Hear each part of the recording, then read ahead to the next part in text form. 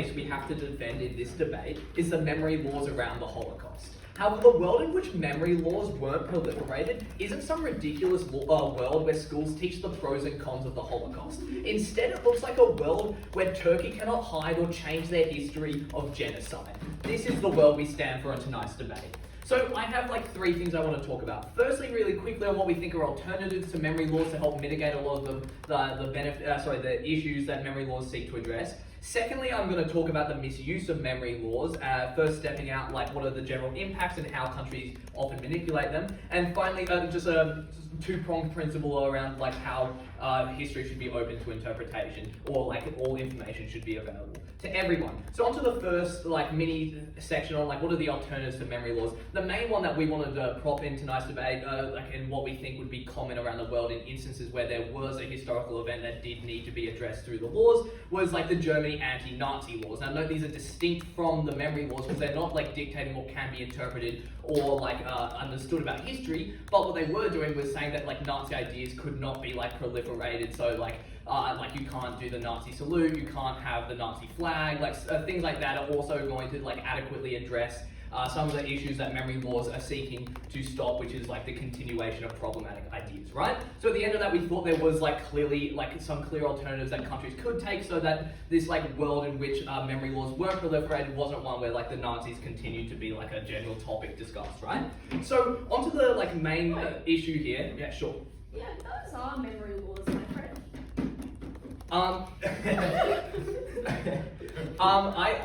I would argue that they are distinct from memory laws, given that they aren't about the interpretation on the past, but actually about like the actions that people take in the present. Okay. So onto the main issue now, on like the misuse of memory laws. So what are the actual impacts of like memory laws? Firstly, we think they prevent alternative like perspectives on history, and while like in certain cases that might not be a good thing, but in a lot of cases that is a really harmful thing. So we think in cases such as like where like Turkey's genocide as mentioned before, or like when you're debating social issues like communism, as was mentioned in the information side. And so we think like a big impact is preventing alternative perspectives, and we think that is a tool that governments can use to like manipulate and push a narrative that they want. So the second thing is we think this would like actually push like the national message behind what happened. So we think the way this materializes most commonly is probably what is taught in schools. So like I would just like ask you to imagine the hypothetical of if like Australia somehow passed like memory laws around like the stolen generation. Think of how like the education system would like change and how we're teaching that. That'd be a uniquely harmful thing.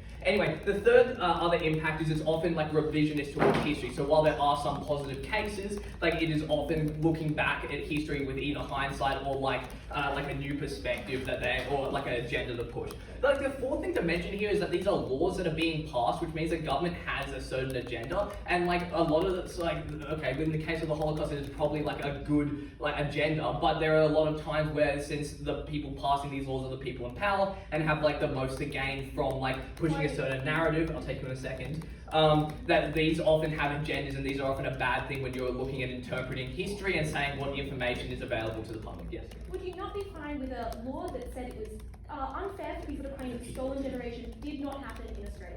No, obviously there are good like instances where memory laws have been effective, right? However, it is on the balance. We don't have to defend like a world where all memory laws have been an inherently negative thing. We just have to defend a world where we on the whole regret them. And also just like the fact that like that scenario isn't one that is likely to crop up in a world where memory laws did not exist. No, thank you. So the final thing is it probably would like prevent research and study in like universities, which we think is a really good tool for like expanding like the understanding of history and perspectives and all that. So how can these like tools and like mechanisms that memory laws have actually be like negatively used? Well, we're going to the info slide for a lot of these. Firstly, Turkey like covering up, denying, and teaching false history around their genocide. We think that is like a clear example around like how these laws can be manipulated to cover up something inherently negative and something that should be discussed in the world. And just to impact that, when a country does pass those memory laws, and when a country does like straight up deny and teach them like people that didn't happen, even if the rest of the world wants to knows that something did happen, it is much harder to discuss, it is much harder to prove, and it's much harder to get reparations for the victims in those situations. So the second thing is the example around France glorifying national achievements. Now this is another way that memory laws can be greatly misused, because what we think it does is it feeds into inherently harmful nationalistic rhetoric, and ones that let's face it, what achievements do France actually have. So we think lots of the time that is often revisionist, often biased, and is often just looking to push a nationalistic agenda, which is inherently harmful for social cohesion.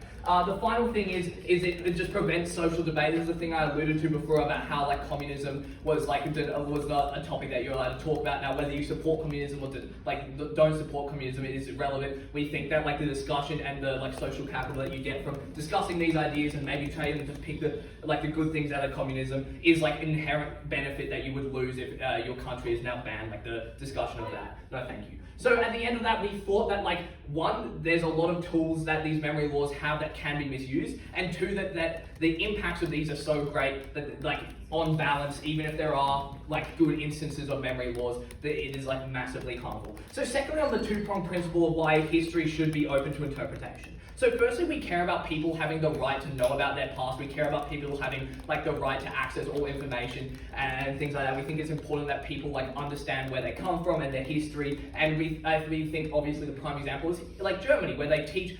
where they're very conscious about their history, and that has led to and I know the opposition are going to say that's due to memory laws, but as I said in my introduction, the alternative world is literally not the pros and cons of the Holocaust in school. It is, he's smashing his head anyway. But the second and more important principle in tonight's debate is the right to not have historical injustices covered up, especially if you're in a minority group. We think that people who have been historically oppressed and people who have had little avenue to have their voices and opinions heard, when a government has now stopped your ability to provide your take on history and your and speak about your oppression, is an inherently negative thing. And because these people are so vulnerable stakeholders, because these people have suffered great oppression, then they have a principled right to make sure that they are represented in the world. So because we principally always stand for interpretation, and the misuse of the memory laws have far greater harms than the benefits, I'm proud to present. To cherry pick the best instances of memory laws occurring, but that was also the bulk of their own mechanisms and impacts, cherry picking instances in which they were used poorly. We're going to actually debate the topic, which is whether we regret the proliferation of memory laws. What we think that means is that many countries, or at least enough, are doing it for us to recognize the sort of trend. We think that proliferation is good because not only does it set in place an accountability mechanism and a standard that other countries are likely to follow, especially in a place like Europe, in which you often are closely tied to your neighbours, and those neighbours have an interest in keeping you accountable. The fact that they exist in some shape or form indicates that there is often an interest in states, which we recognise has happened in many other ways, for instance, to crack down on and police the narratives that people are talking about in their homes and on the streets and in schools. What we think the proliferation of memory laws did is prevent a counterfactual this team must now engage with, which is that they were likely to do so in far worse ways, and that the narratives that would be enshrined would likely be far worse ones than ones that you would do if you know that you have to put them into the words of the law, and that people can recognize that as being words of the law that would be there for a very long time. That is the actual counterfactual, and that is why we think that this proliferation has been broadly good. So quickly, just in setup, we think that looking at the context in which these occurred in Europe, we think that generally you have quite a high bar to fulfill, have had a high bar to fulfill to pass these types of laws, and that is why they have usually been used to do things like tamping down on things like Nazi and communist sympathizers and insurgents, or doing things like preventing the trivialization of horrendous acts such as genocide, and for the reason that, as they recognize, this is viewed as something incredibly symbolically huge, right? You're enshrining something as truth, and that has weight to it. There is a huge bar for you to fulfill to be able to pass those types of things. In a way, that means it's unlikely that they are generally, that they have been or are likely to be in future, for instance, done in ways that misuse them wildly, or try to promote a narrative that very explicitly seeks to say oppress a particular group within that community, that other people in that community or elsewhere in Europe sympathize with, for instance. We think also the fact that as countries in Europe have democratized since maybe the initial entraining of those laws, the choice of the people to preserve them and the kind of the fact that that community broadly has viewed those things as good indicates that they still, regardless of maybe what the specific context was at the time or how democratic they were at the time, the fact that as democratization has occurred that those laws have been kept, or there have not been that many pushes to, for instance, repeal them, indicates that they did fulfill that high bar, because even if you have control over setting that kind of law, you understand that it is more vulnerable if you are doing something that the majority of people are going to think is really bad. So, a couple of things in the speech. Firstly then, why do we think memory laws precluded worse alternatives, which I flagged in my intro? We think that these laws often came into place in the context of areas that have faced significant historical strife and division, in which there were often kind of victims of hugely oppressive acts that were incredibly violent, incredibly, devastating, obviously. And what that meant is that there was always going to be a huge and unstoppable impetus to address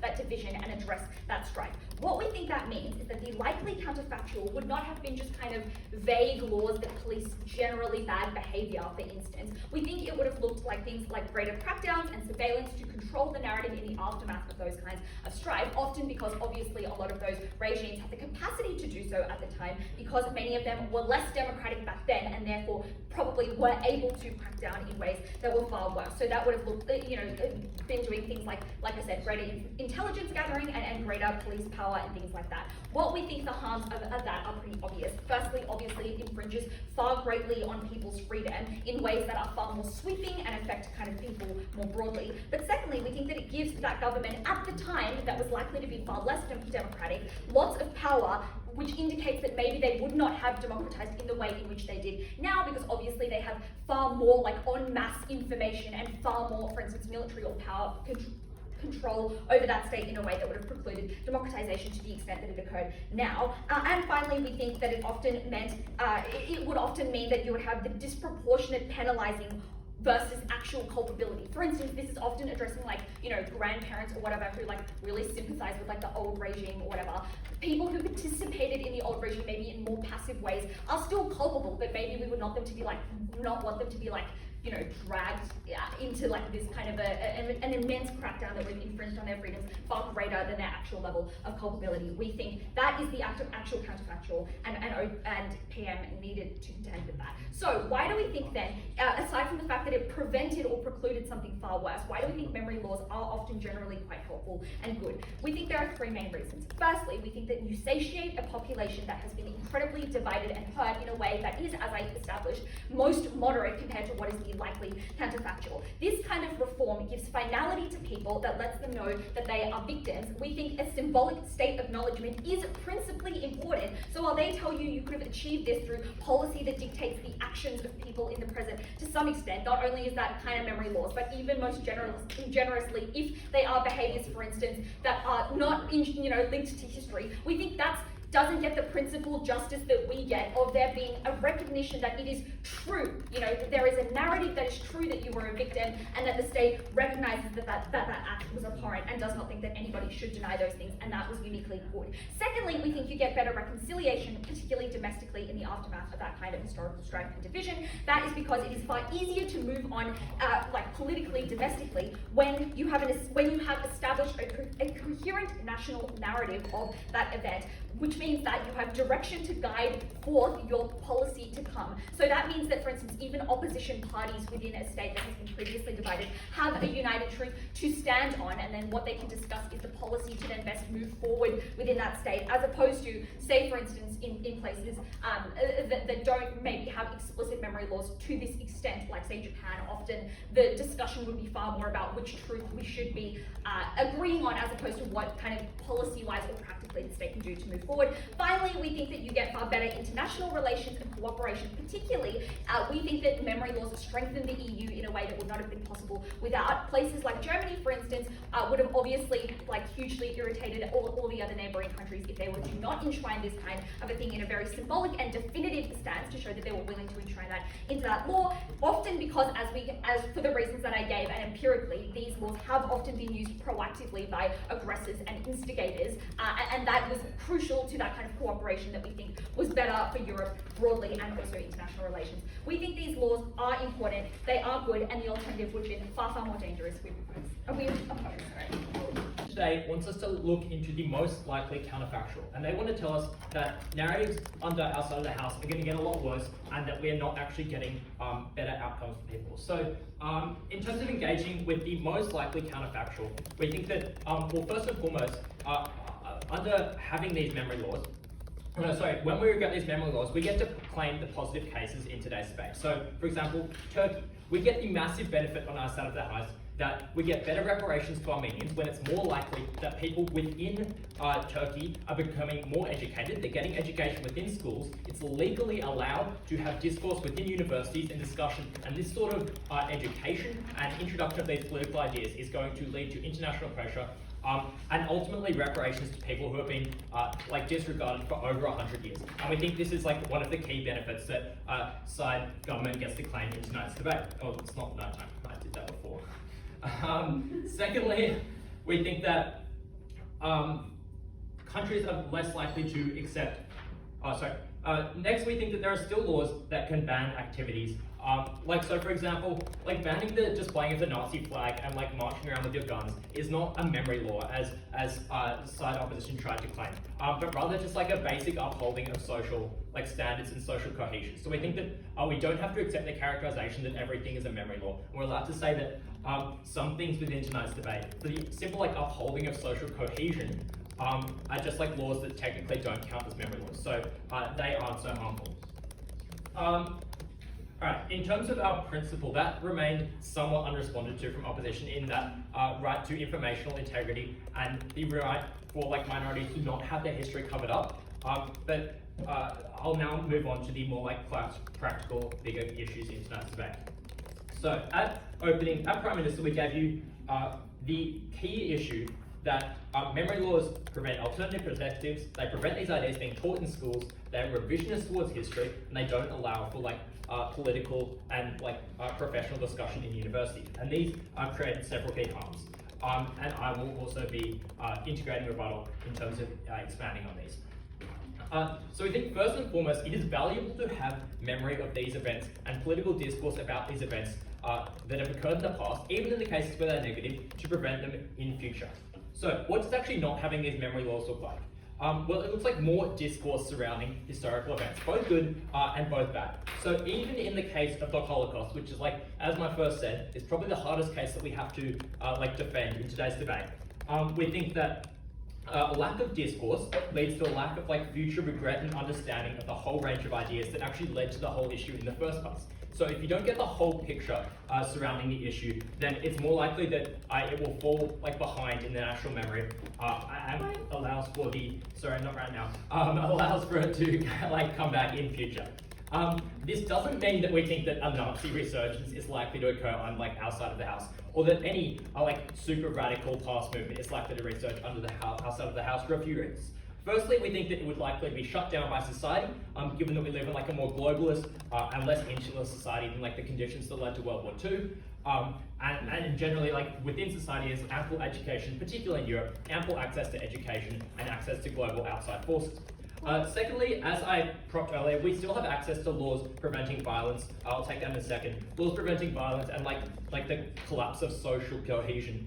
So we're still able to utilize that this. And even if this was to occur somewhere in radical Eastern Europe, Bulgaria or somewhere like that, we think that these places simply would have repealed the memory laws in the first place. So it wasn't relevant to consider those in these debate. Would you be fine with, for example, Bosnia banning Serbian memorabilia, or Ukraine banning, for example, separatist memorabilia in the same way for Nazi Germany? We think that, well, to be honest with you, I'm not that familiar with the Bosnian and Serbian cases.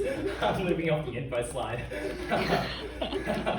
But we think that insofar as it's analogous the Nazi case, we think that if it's promoting more social discourse, and there are still all these checks and balances in place, in society. Even if it creates a small harm, we still get to accrue that massive benefit of those positive, those negative cases of memory laws no longer existing. So on balance, on weighing that up, we're still happy to prop that. Okay, another major benefit of repealing, of like regarding these memory laws, is that we prevent the future implementation and normalization of these dangerous memory laws.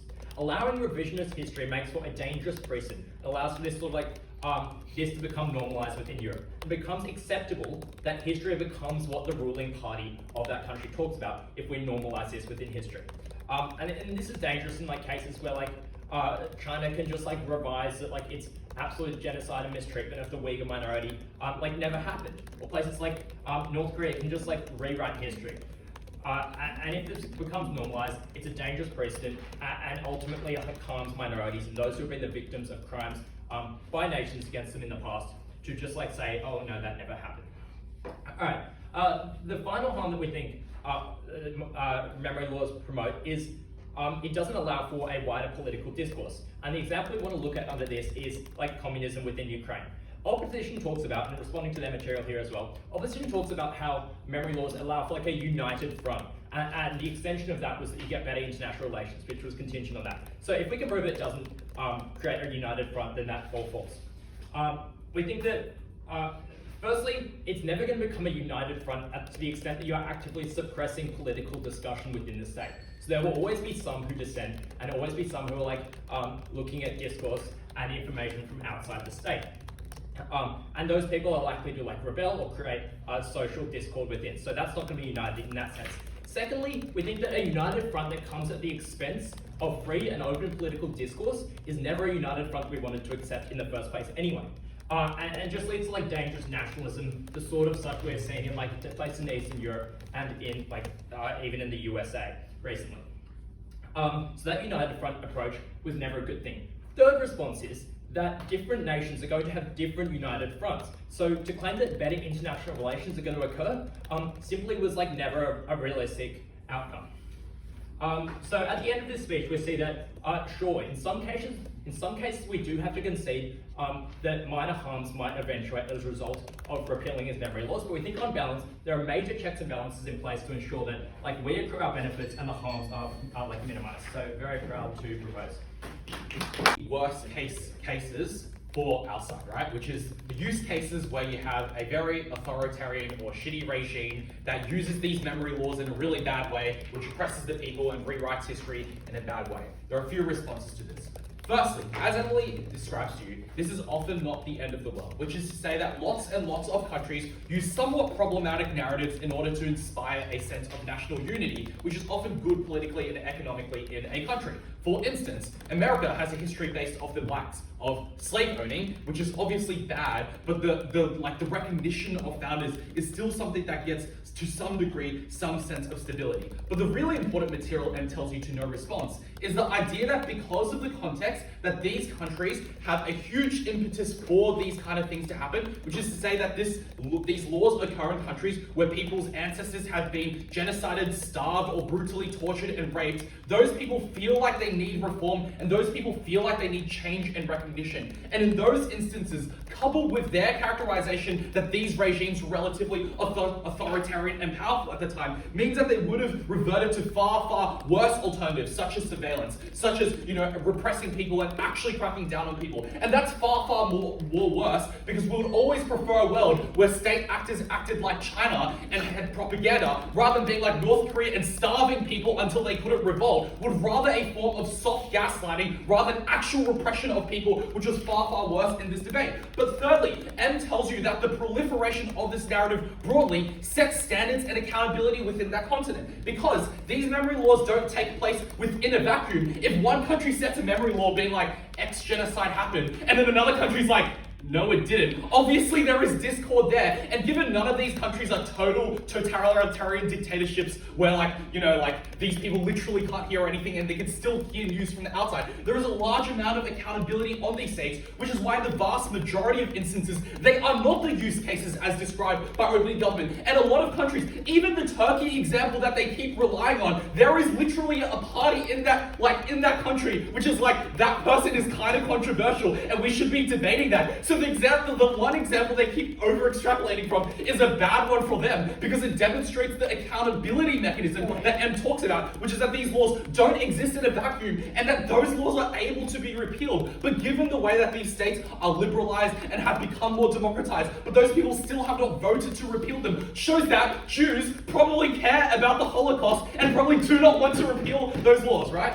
And lastly, we explained that these laws are likely to be used net positively, not only because empirically that is the case of how they're usually used against the trivialization of genocide and totalitarian communist and Nazi regimes, but also the mechanism I gave you before, which is to the degree at which people have been liberalized and have been exposed to a wide use of information, but they still believe these laws are important, are evidence enough to believe that those laws are good. So that's dealing with their worst case scenarios. But given that their countries are in like the small minority of use cases, it means their point is also less impactful. What we tell you on principle is that these laws are required because of the fact that people have been brutally genocided, have been enslaved, have been murdered, have been tortured, have been raped, and those people deserve the historical recognition that they were victims of a crime and that they desire the international sympathy that the world has for them, that, they have been wronged and they should be acknowledged that some countries are, instigators and some countries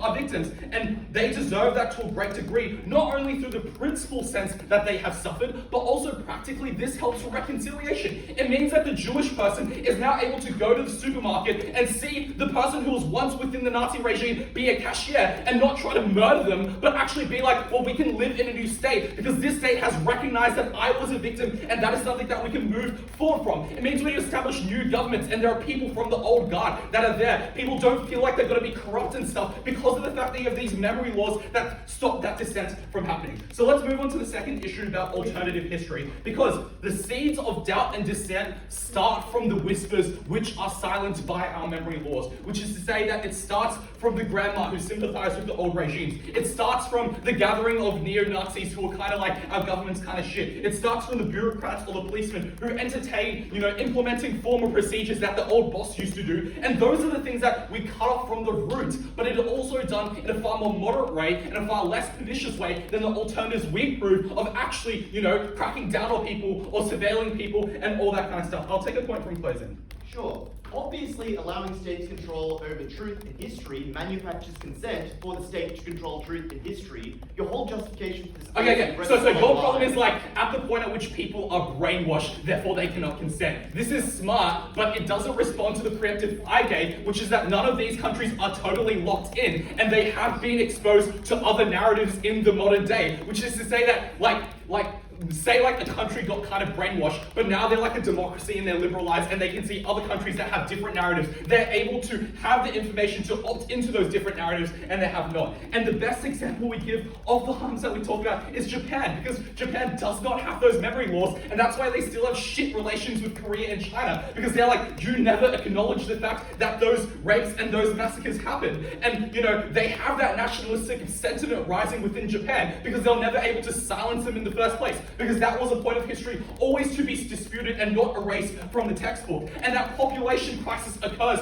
because of the fact that people are xenophobic, because they still have that nationalistic sentiment. Compare that to the EU, where people were able to repair amends between countries that had historically for hundreds of years warred against each other. They were able to have that economic and political cooperation because one country was able to be like, we have made laws which acknowledge your people have suffered and we apologize for that, and that is something we are teaching our children to come, and we are now pacifists. And that is the thing that Germany has done, that has let them be able to manufacture cars and be a cool leader in the EU now, and that is an awesome benefit that CG cannot destroy. Lastly, in terms of historical precedent, they have this weird principle about how history should be pure and all that kind of stuff. And I know Kat probably likes this kind of intellectually because she likes history, but more analytically, countries in nice places have positive abilities to curate some kind of memory, which is Even in liberal countries like Australia, we celebrate things like Anzac Day, and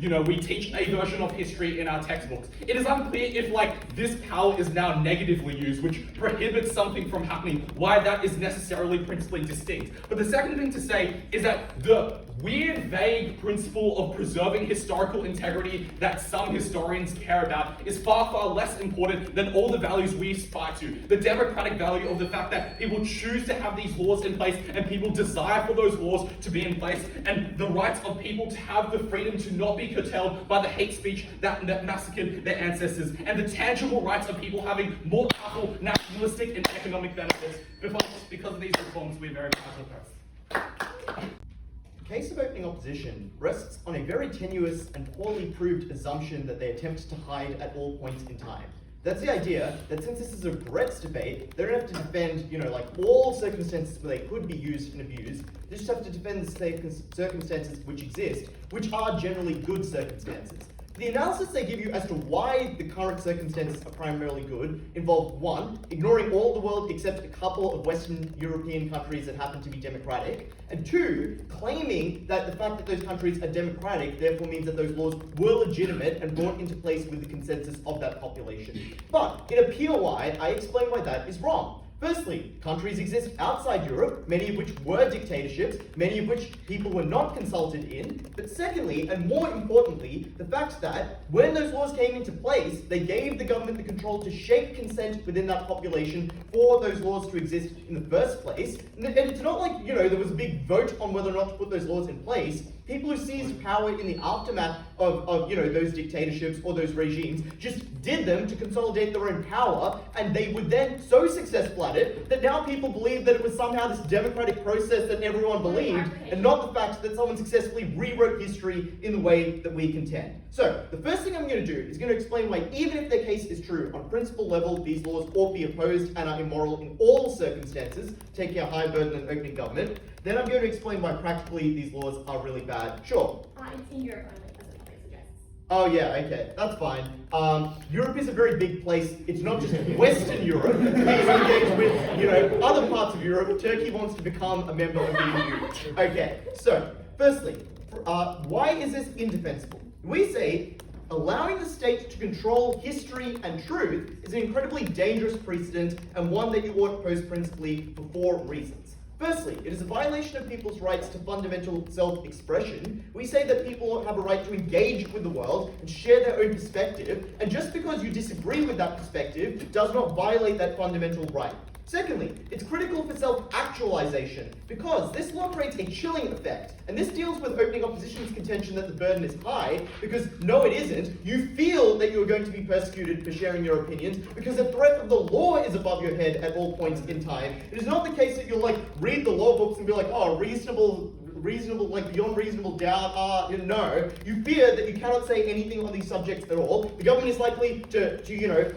market the law as doing those kinds of things because they want to be aggressive in the way that they do it, and therefore you're likely to feel constant persecution for the beliefs that you genuinely hold. You're likely to feel unfree and unsafe in that state. Thirdly, and this is important, obviously in the vast majority of circumstances here, it is minority views that are likely to be the ones locked out because states respond to the majority as their polity. And that means, for example, you get laws like in France where they teach people that colonization was beneficial to the countries in Africa which they colonized, something this team did not want to defend because they were like, France is democratic, they did good stuff. No, in many cases these laws were evil, and it makes sense structurally that they would be evil because who benefits from things like genocide and oppression and the kinds of things you'd want to hide? It's generally the majority of the country that was on board, the majority of the country that benefited. Like the pogroms that occurred against Jews throughout history in Europe were not the minority, it was the majority who engaged in those practices and the majority who benefits from covering those practices up. But thirdly, obviously, even if you don't believe the mechanism as to why consent was manufactured, there are other reasons to believe it's not democratically agreed upon. Firstly, obviously, many of these countries are not democratic, like Turkey and Hungary and Poland can barely be considered democratic at this point. Secondly, people have multiple voting issues. This is probably not like the one thing people vote on, so even if they disagree with it, it's unclear that they could vote it out. It's unclear an opposition party that opposed it existed. particularly because this law probably prevented that party from existing in the first place. And fourthly, obviously the optics of trying to oppose the anti-Holocaust law is so bad that no politician might attempt it, even if the majority of the population disagreed with it in the first place. Importantly though, the freedom of this law, like the freedom of speech to say these things, does not mean freedom from consequences within that polity. Obviously, things like Holocaust denial are incredibly unpopular, would invite scrutiny from friends and family and colleagues and associations. There are still strong disincentives against it. The problem is legal sanction is not applied, and that is the important distinction because you do not create the same level of harm to individuals.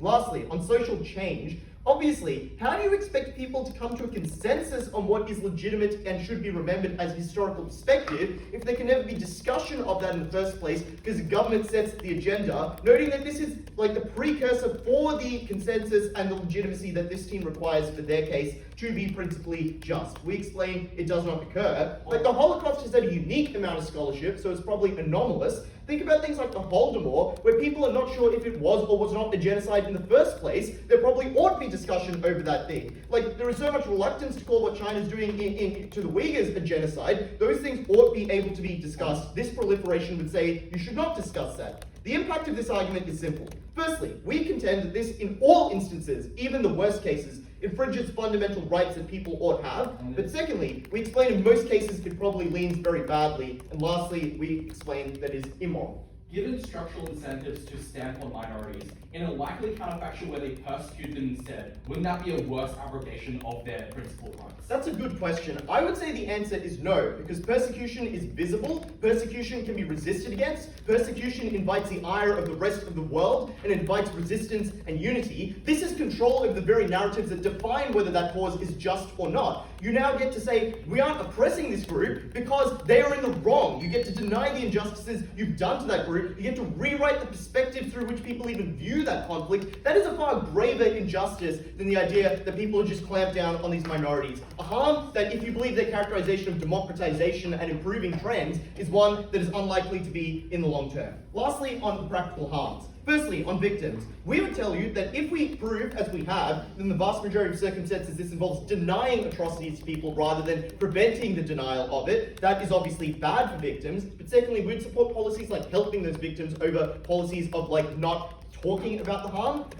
Secondly, on extremism, obviously it's far easier to combat extremism when you do not ban people from talking about it. Firstly, because now you engage narratives of conspiracy and crackdown and people think it must be true, why else can't we talk about it? Secondly, you can't engage with people and rebut them because you're not allowed to talk about it in the first place. You can't meet those people, you can't have those conversations. Thirdly, you can't have the understanding of how prevalent those views are in the first place, so they still occur online in secret and at the ballot box using things like dog whistling. It's only until it rises up and someone gets elected as a fascist that you then know that that problem existed, because people didn't feel free to express that they believed in those views. Incredibly proud to be governed. Look, the Shoah was one of the most devastating things to happen to the Jewish people. Armenia was an outrage. The Bosnian genocide was one of the most gory and violent genocides that ever took place. Let's look at which ones are more well known, because the government team did not know the Bosnian genocide, despite the fact it happened 10 years after the Holocaust, despite the fact it resulted in a by proportion larger slaughter of the Muslim population. And the reason it wasn't known is because the history was able to be revisionist. And that is the weird thing about government teams, because this history is anti-revisionist in how it operates, not revisionist. I'm going to explain that in a few ways. I will, though, first deal with the one instance where it's a revisionist, which is largely in France. So first, I'm very happy to defend France for a few reasons. The first thing to note is they are correct. They did, for example, glorify their actions in Africa, but that led to a number of substantial benefits that would not have happened without it, for a few reasons. First, it meant France could not do things like say that they should not support those colonies in Africa because they were successful, because they believed those people in Africa had value. The alternative of saying that these people are people who, we failed their screw-ups, they're people who will never amount to anything, is probably the more likely alternative because France is maybe racist. But the second thing to say is that often has huge other harms. Glorification actually allowed to more unity to these people who moved to France to have a sense of belonging in that state and be able to actually engage with that state in a state that otherwise would have isolated them. So note, even in cases where you shape the history in ways that are bad, it often allows for those people to be able to participate in that history in the way they would not. But I'm now going to talk about where most of the debate is, which is places where it is actually anti-revisionist. So I'm going to deal with that in a few ways. First, what do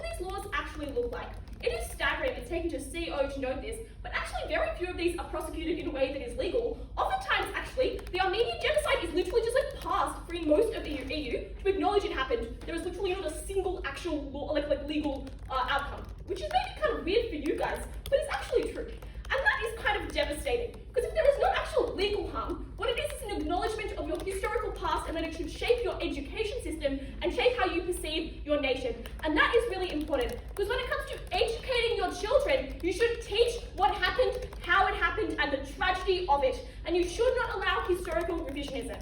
So, why does this go anti-revisionism? A few reasons. First, as opening opposition notes, this is done in places where you've just recovered from strife. That means your government is at its weakest in its ability to control narratives and control its populace, because the populace is often incredibly, ready to be able to critique its new state and afraid of totalitarianism, which means these sort of laws are often passed in a way that is most preferable to the majority of people, and second, often about acknowledging trauma. Yeah, and they're I don't understand what's revisionist about fucking acknowledging a genocide. How is that revisionist? It's literally acknowledging it so you can never deny it. Yeah, and that is anti-revisionist. It prevents the next government from saying the Jews did not suffer. It prevents the next government from saying what happened in Bosnia did not matter, and that is likely because the Serbs have the majority in Bosnia. The second thing that then is important to note about this anti-revisionist thing is that if it is anti-revisionist, that deletes most of their case. Yeah, which is maybe a bit sad for them, but it's broadly true. Here is why we think that in the majority of times, apart from the reasons I've given, this anti-revisionist stuff is incredibly useful. I can actually defend the best example from Gov. They don't know enough about Ukraine to be able to know which one's the best example from Gov, but I will do it. Hopefully you know enough about it to realise it's actually the best case from Gov, and I'll defend it. So, why is it really important that the OUN-UPA actually got support? A few reasons. First, obviously, this group was a separatist group in Ukraine that caused a lot of bloodshed, yes, but it also was instrumental in fighting the Soviet Union, was incredibly important because otherwise, it's likely because they overwhelmingly had support in other areas that it was able to lead to bloodshed in their country, plunge it into civil war. The unification and support of separatist movement actually allowed that country to be able to recover both in the short term and in the long term. And if it fallen to violence, it's likely that Russia would have annexed Crimea, more of the country, a lot earlier ago. That sort of stuff is incredibly important because when states recognize a separatist movement as important, as also what happened in Spain, what you do is recognize there are other people who have other demands and you cannot ignore them in your history and education. You should teach about them, but also glorify them as a part of the state so they do not have the desire to expel from it, so they actually feel a sense of unity. This sort of stuff is incredibly important for you to be able to succeed as a country. Ukraine would have actually been absolutely fucked if they had not done this. So, given we've taken their probable best case, they just didn't know enough, we think we probably clearly won the debate here. But I'm going to deal with the other part of our case, which is about the individual people. A few things to note. The first thing I want to say is, we think it's incredibly important. The Armenian genocide was acknowledged in countries that were not Turkey. Because Turkey was never going to acknowledge it. We're happy to agree with that. But other countries in Europe, saying this was a fundamental part of history, allow Armenian genocide to be discussed internationally, allow Armenians to recognize their trauma was felt. That is really important, because other countries, Turkey is not going to be the ones who talked about it, but other countries recognizing it was crucial to be able to people actually be cared about, and that was probably very important. Yeah, sure. If the incentives of a country is to deny the genocide, then what impetus is there for them to pass the law saying you would recognize genocide and not pass the memory law saying you deny the genocide? But I do not say that it's the incentive for them to deny the genocide. I say it's the time when they're most likely to acknowledge the genocide. I say Turkey would acknowledge Armenian genocide, correct? But I don't think they're going to acknowledge it in any world. Yeah? That's not the example. I'm saying that in some countries where there's been a huge amount of turmoil and they want to create stability, or there's been a genocide in that country, they will recognize it. In the countries where they are just absolute dickheads, as you know with Turkey, they aren't going to recognize it, but they're more likely to censor it. Yeah? They do anything. They're not going to be like, yes, we committed huge atrocities and we suck when you're an authoritarian regime. You're likely to censor those people. So let's deal with Udai's case.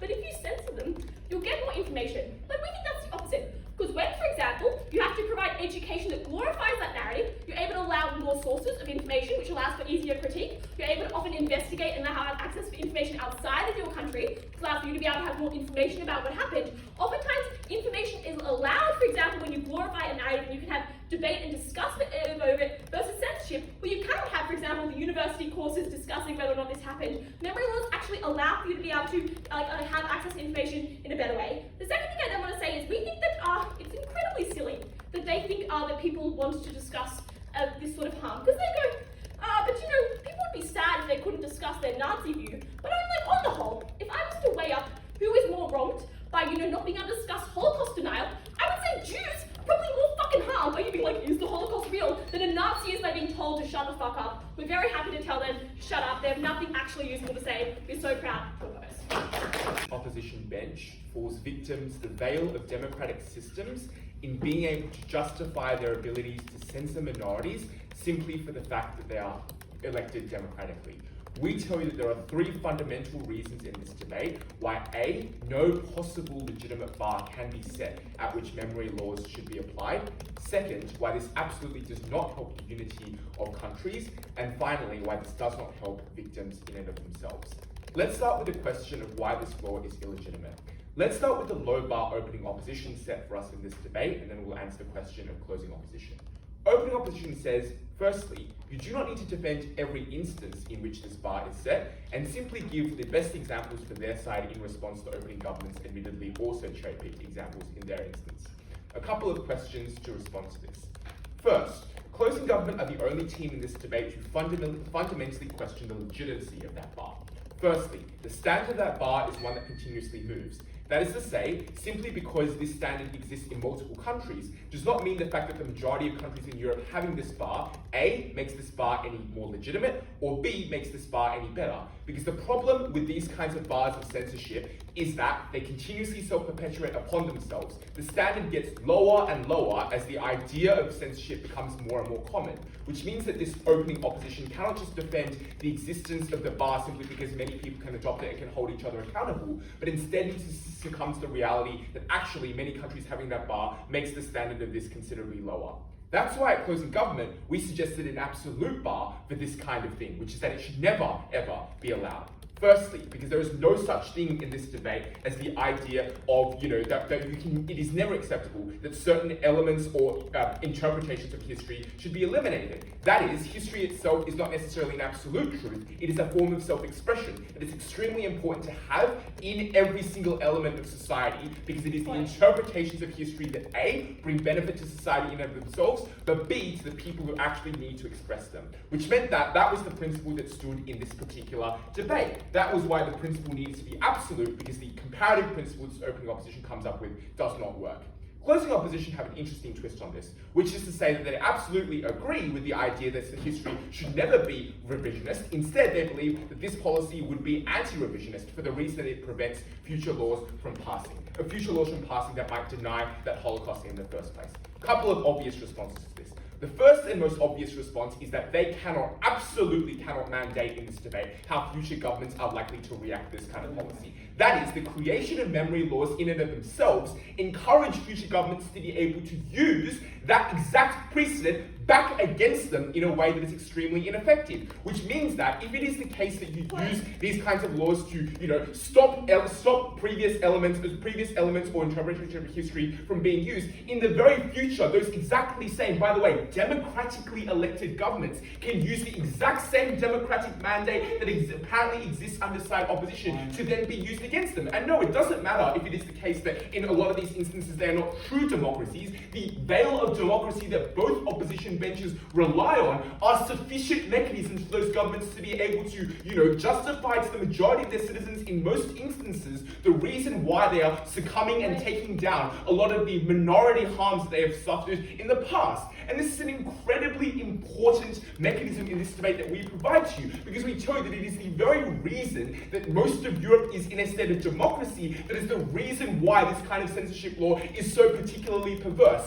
Because it sets a standard to say that even in instances where we value freedom and that every single person should have the right to free speech, you should still be able to, in some instances, take that back. And future regimes, as democracies backslide, if they do backslide in Europe, as closing opposition characterizes, that backsliding is going to absolutely double, triple, obviously arbitrary number, the amount of those harms in a way that makes those governments' ability to censor considerably more harmful in this debate. That is why the principle absolutely goes down. Because if you do believe that the government is accountable for the bar they choose, neither of the opposition benches are able to actually hold governments accountable for the reason that European governments are the exact ones that are likely to misuse this kind of policy for the reason that they are able to do so with very easy rhetoric surrounding democracy. The second question then in this debate is one surrounding societal unity. Closing opposition have two arguments. First, they argue that unity is caused because it allows people to participate in history in a way that it otherwise would not. A couple of obvious instances to this. The idea of participation in history is not created merely by only having one side to the history. That is to say, having both sides of history is an important part of participation, even when there are people who disagree with you, and even when people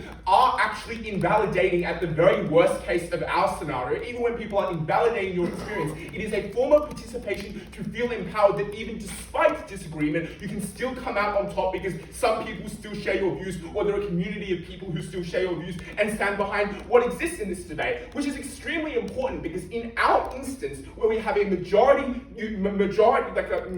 of a certain country standing behind a certain instance, minority views are not shut out and never ever heard. At the very least, they are heard in some instances, and even when the minority needs to recognize or has to recognize certain instances, they are not the majority. At the very least, that view comes out in a way that is fundamentally beneficial for minorities in a way that this opposition bench never gets. And sure, maybe there are no legal firstly, they say there are no legal ramifications. So what the fuck? Read the topic. This is clearly not just an educational topic. It's prohibiting things from occurring in certain countries. That's obviously not the topic, but before that, closing. Yeah, sure. So we tell you that it's incredibly hard to pass these.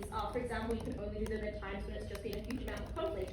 I'm unsure how you then get any of your harms with the future things. Also, what is the second side of the Holocaust? One, the existence of these laws suggests that it is not necessarily difficult to pass future policies because you give no structural reasons to suggest why these governments would suddenly lose mandate to pass future policies of the similar vein as memory laws. Secondly, there is obviously no second side to the Holocaust, but the idea that people can express a second side is important for both sides because it means you do not just rely on the censorship of that second side for that first side that the Holocaust did happen to be valid. That's an incredibly important part of power that neither one of these opposition benches are able to get you in this debate. So that is why the idea that governments will crack down on narratives is not necessarily true, because Udai gives you the exact reasons surrounding extremism, why this makes extremism considerably worse, because now they have a justification to say, hey, the reason why they're shutting me down is because they are scared that our views are true. Whereas when you get shut down in our comparative, where you don't have these memory laws, it is much more likely to say, actually, you know what, you guys are just bullshitting and you cannot have the veil of government oppression in order to show that you are doing that, you are not telling the truth. At the end of this speech, it's incredibly important to note that you cannot just rely on democracies to set accountable laws surrounding censorship. We cannot ever have these forms of memory laws, and we're very, very proud to propose. Fascist and authoritarian regime, the point where you've allowed Viktor Orban to get a 2/3 majority in the Hungarian parliament, for example, that country is already too far gone. You already have these revisionist histories ingrained into the culture, the education system, the state crackdown on, for example, the, legitimization of the Armenian genocide in Turkey. These are all things that are likely to have happened in the world even without these memory laws. You still have the ability to have revisionist histories on both sides of the house, but what we tell you in extension is that memory laws actually decrease the amount of revisionism. They decrease the ability of people to go out and do things like deny the genocide, like deny the Armenian genocide, because for every example of Turkey, which has a memory law which prevents you from being able to deny the Armenian genocide, you have 10 other Western European countries, for example, that have laws that legitimize and acknowledge the Armenian genocide, allow people that have been affected by that conflict to exist as a diaspora inside that country. For all of those reasons, we think obviously these memory laws are great. I'm going to do three things. I'm firstly going to deal with that closing government extension, explain how our extension beats it. Secondly, I'll deal with the remnants of opening government. And then lastly, explain our extension in comparison to opening opposition, and explain all the different ways in which we beat them and get ahead. So let's first deal with side closing government. I think they try to make two contributions to this debate. The first one is about, free speech, the ability of this to chill speech, to make people feel as if, they cannot share their genuine beliefs. First thing that we say in extension. Often these laws are not as punitive as side closing government makes out. And that's for a bunch of reasons that are actually really easy to explain. So for example, it's very easy for a country to pass a law which says we're going to change what the education system looks like. It's far more difficult for a country to pass a law that says we're going to have this really, insane, very, punitive law that's going to throw people in jail when they deny this, that, or the other, right? It's very easy for a country to do a law that changes the education system, the state media, the literature. Very difficult to have one which says you literally prosecute people, right? Secondly, I think, even if it is the case that, we get some reduction of speech, probably speech that we didn't want to have anyway, like the vast majority of circumstances.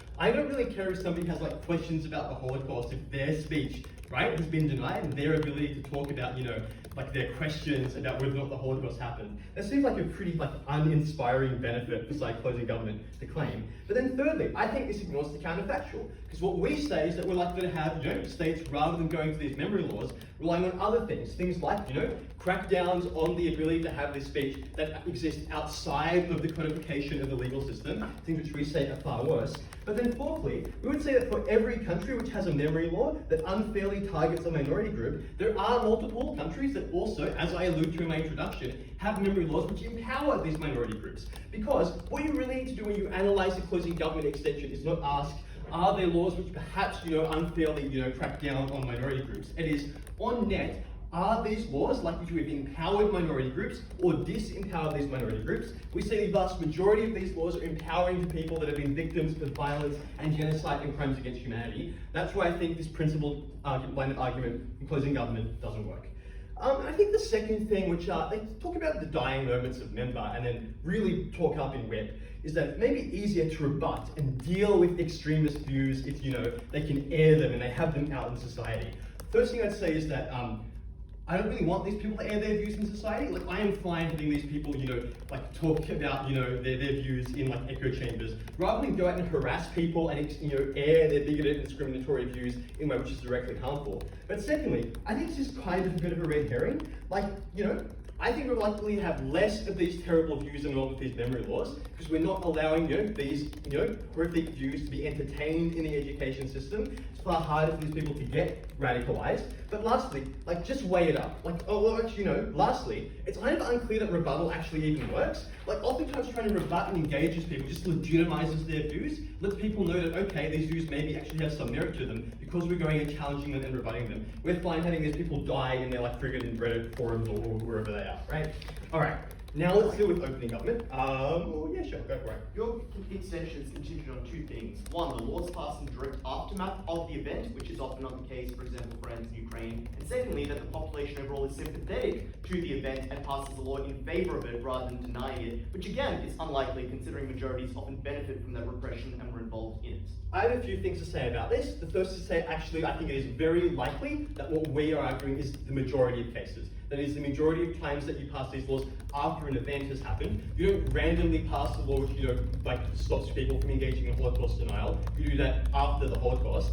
Second thing to say is that I think your characterization of Europe in particular is actually not true in this debate. I think Europe tends to be, relatively progressive. You have things like the advent of the internet. You have fairly high amounts of progressive movements. I think the vast majority of these instances, you are going to have fairly favorable interpretations. Let's deal with opening government. Opening government firstly says that there's the potential for states to implement these laws poorly, push historical revisionist narratives. I already kind of dealt with this in my rebuttal to cite closing government, and just then in that response to the POI. The majority of these aren't revisionist, and we actually get less revisionism on our side. Secondly, they say it prevents forms of reconciliation, like deny the ability to get reparations to the Armenian government. Completely uncomparative. Armenian people in Turkey get discriminated against on both sides. We get less of that because we at least acknowledge that genocide happened in other countries. Lastly, let's deal with our extension in comparison to opening opposition. Firstly, we explain reasons why these laws tend to be anti-revisionist and lead to less extent of revisionist history, which is really important because state opening government explains how often, these laws, the alternative, these laws are not revisionist in their nature. We explain how in the absence of them we get more revisionism, which is a higher impact. Secondly, we explain how often there is more context to these laws. It's not just they're all very punitive, people get prosecuted. There is more nuance to them. Some of them exist in the education system, through the state media, through the literature. And there's a more sophisticated explanation of what these look like. Thirdly, we explain a whole range of new reasons why this is good for example, the unity of countries, which I think is really important and is not discussed at all at opening opposition. And lastly, we tell you actually reasons why censorship would be, worse under our side, and actually explain what the difference between censorship and these laws is. So under censorship, you don't even get the ability to access other information to look and interrogate whether these laws are good or not. They will get violently cracked down upon. Under our law, we have memory laws which change the education system, the state media, the literature, but you can still access the information that does challenge these laws if you wish. So I think we've given quite a bit of material that gets us up over opening opposition as well. For that and all the other reasons given in this speech, very proud to have host.